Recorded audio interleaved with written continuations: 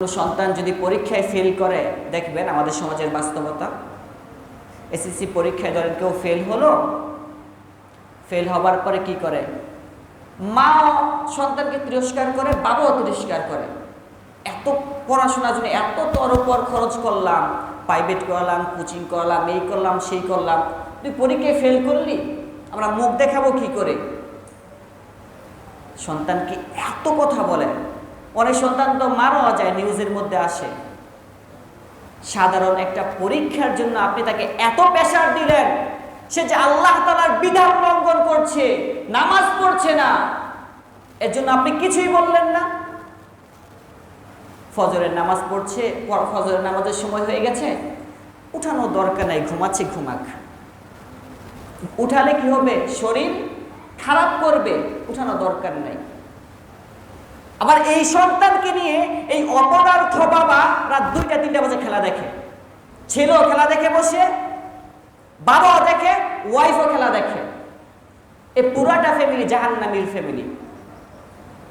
এটাই যদি কেউ জান্নাতি ফ্যামিলি বলতে পারে, সে আমার সাথে চ্যালেঞ্জ করুক, কিভাবে জান্নাতি ফ্যামিলি আমাকে বলুন।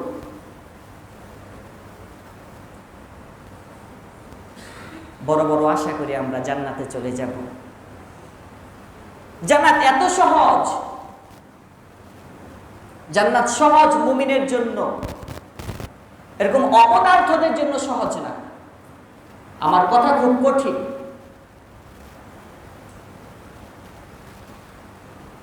এজন্য নিজেকে পরিবর্তন করি,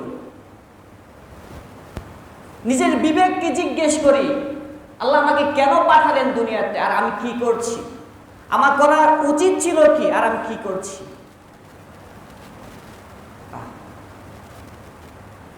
জন্য সম্মানিত মুসলিম কেরাম, নামাজ আমরা ছাড়বো না। এই যে এই যে একটা মসজিদ, আমার বড় দুঃখ আর আফসোস লাগে, কখনো মাঝে মধ্যে একজন মুসলিম নিয়ে নামাজ পড়াই, মুয়াজ্জিন আর আমি করি। এর চেয়ে বড় দুঃখ আর পরিতাপের বিষয় কি আছে? এই সমাজের মধ্যে কি না বালেক পুরুষ কম?